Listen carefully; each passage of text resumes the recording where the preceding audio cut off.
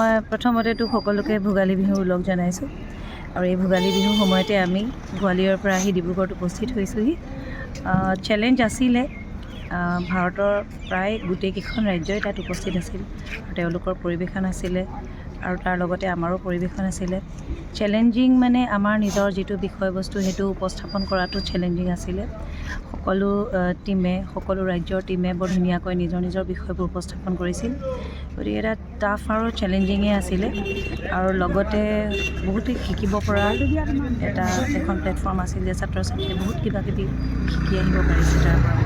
এতিয়া কেন্দ্ৰীয় শাসিত ৰাজ্য 8খন, গোটেইখিনি মিলাই 36খন ৰাজ্য। প্ৰধানমন্ত্ৰী মহোদয়ৰ যিটো সপোন এক ভাৰত শ্ৰেষ্ঠ ভাৰত, সেই অনুভৱটো এইবাৰহে সকলোৰে একেলগে হ'ল। কাৰণ আমি গোটেই ভাৰতবৰ্ষ এখন মিনি ইণ্ডিয়া তাত ফৰ্ম কৰি আমি একেলগে তাত সকলোৱে আছিলোঁ আৰু সেই অনুভৱটো যিটো সপোন, সেই সপোনটো সাকাৰ হোৱা মানে আমিও যোগদান দিবলৈ আমিও যোগদান দিলোঁ আৰু সেইটোৱে আমাৰ মনত মানে বিৰাট এটা ফূৰ্তি, ভাল লাগিলে। এক ভাৰত শ্ৰেষ্ঠ ভাৰত আমাৰ যোগদানটো, আৰু তাতে ৰমৰীয়াৰ পৰা গৈ যিহেতু এইবাৰ তথাপিও দ্বিতীয়বাৰৰ বাবে আমি গৈছোঁ।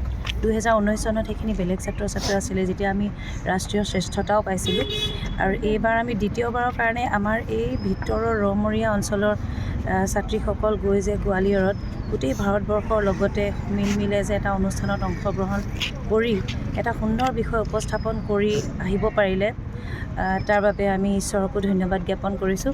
আৰু সুদূৰ ভৱিষ্যতেও আমাৰ এনেকুৱা ভিতৰুৱা অঞ্চলৰ ল'ৰা ছোৱালী ওলাই যোৱাৰ ক্ষেত্ৰত আমি আৰু কষ্ট কৰিম, আৰু সাৰ্থক হওঁ যাতে, তাকে চেষ্টা কৰি যাম বুলি ভাবিছোঁ মনতে। ওপৰলৈ মানে এই প্ৰতিযোগিতাটো আচলতে NCERT-টোৱেই আটাইতকৈ হায়েষ্ট লেভেল, তাতকৈ ওপৰতো নাই। এনেই আন্তঃৰাষ্ট্ৰীয় পৰ্যায়ত আমি ইতিমধ্যে মোৰ নিজৰ ছাত্ৰীসকল গৈছে, পৰিৱেশনো কৰিছে। ৰমৰীয়াৰ ছাত্ৰ ছাত্ৰীসকলে এতিয়ালৈকে আন্তঃৰাষ্ট্ৰীয় পৰ্যায়ত পৰিৱেশন কৰিবলৈ সক্ষম হোৱা নাই। এইটো ক্ষেত্ৰত আমাক সকলোৰে সহায় সহযোগিতা লাগিব আৰু যাতে ছাত্ৰ ছাত্ৰীখিনিক আৰু আগুৱাই নিব পাৰোঁ, তাৰ বাবে চৰকাৰৰ লগতে আন সকলো দিশৰ পৰা আমাক সহায় সহযোগিতা সকলোৱে আগবঢ়ালে আমি নিশ্চয় মানে এদিন আকাশ উচুব পাৰিম। পোনপ্ৰথমে সকলোকে ভোগালী বিহুৰ আন্তৰিক শুভেচ্ছা জ্ঞাপন কৰিছোঁ। প্ৰথমে আমাৰ দলটিৰ পৰিচালক তথা ৰাজ্যিক কৃতি শিক্ষয়িত্ৰী বিউতিলেখা শইকীয়া বাইদেউক বহুত বহুত ধন্যবাদ জ্ঞাপন কৰিছোঁ।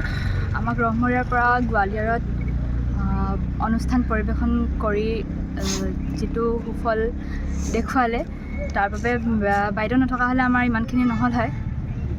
তাৰ পাছতে NCERT-সমূহ বিষয়ববীয়াক ধন্যবাদ জ্ঞাপন কৰিছোঁ আমাক এনেকুৱা এখন প্লেটফৰ্ম দিয়াৰ বাবে। তাত গৈ বহুতেই ভাল লাগিলে। ভাৰতৰ বিভিন্ন প্ৰান্তৰ পৰা অহা বন্ধু বান্ধৱীসকলক লগ পালোঁ, লগতে আছিলোঁ আৰু তাত থকাৰ খোৱাৰ ব্যৱস্থা বহুতেই ভাল আছিল। সময়মতে খোৱা বোৱা আছিলে, তাৰ পৰিৱেশটো সঁচাকৈ বহুত ভাল আছিল। তাত গৈ বহুতো নজনা কথা শিকিব পাৰিলোঁ। থিম বেষ্ট আছিলে যিহেতু, ফক ডান্স আৰু ৰ'ল প্লে, বহুত ভাল লাগিলে। 34খন ৰাজ্যই অংশগ্ৰহণ কৰিছিল। আন্দামান নিকোবৰ আছিলে, ভূপাল আছিল, পাঞ্জাৱ, বিহাৰ, ৰাজস্থান, ছত্তীশগড়, কাশ্মীৰ, পুডুচেৰী, ছিকিম, ছত্তীশগড়, মণিপুৰ, ত্ৰিপুৰা, লাডাখ, জম্মু কাশ্মীৰ। প্ৰথমতে আমাৰ বাইদেউ বিউতিলেখা শইকীয়া বাইদেউ, অমল ছাৰ, ৰিজু ছাৰ আৰু খুৰী, লগতে ঘৰৰ সমূহ পৰিয়ালবৰ্গকে ধন্যবাদ জ্ঞাপন কৰিম আমাক ইমানখিনি আগবঢ়াই নিয়াৰ বাবে। বাইদেউৰ লগতে আমাক ব্লক লেভেলৰ পৰা সহায় কৰি যোৱা ৰিজুতীয়া ছাৰকো বহুত বহুত ধন্যবাদ জ্ঞাপন কৰিছোঁ। বহুতখিনি সহায় কৰিলে ছাৰে, আৰু আমাৰ লগতে খুৰী গ'ল বাবে আমাক বহুতখিনি সহায় হ'ল। পৰা যিটো টিম ৰাজ্যিকৰ পৰা নিৰ্বাচিত হৈ গৈছিলোঁ, আমাৰ গোৱালিয়ৰত আমি ৰাষ্ট্ৰীয় পৰ্যায়ত অংশগ্ৰহণ কৰি যথেষ্ট ভাল লাগিল। আৰু ইতিমধ্যে আমাৰ প্ৰমাণপত্ৰ আৰু কমেণ্টৰ সকলো ছাত্ৰ ছাত্ৰী তথা শিক্ষকক পাইছোঁ আৰু ৰাষ্ট্ৰীয় পৰ্যায়ত অংশগ্ৰহণ কৰি আমাৰ খুব ভাল লাগিল, লগতে আনন্দিত হৈ আহিছোঁ। আৰু এনেধৰণে আমি ভৱিষ্যতলৈও আশা কৰোঁ যাতে আমাৰ ছাত্ৰ ছাত্ৰীসকলে আগবাঢ়ি যাব পাৰে আৰু আন ছাত্ৰ ছাত্ৰীসকলেও আমি যাতে প্ৰেৰণা উৎসাহ দিব পাৰোঁ, তাৰ উদ্দেশ্যে আমি আপোনালোকৰ আগত এইটো আশা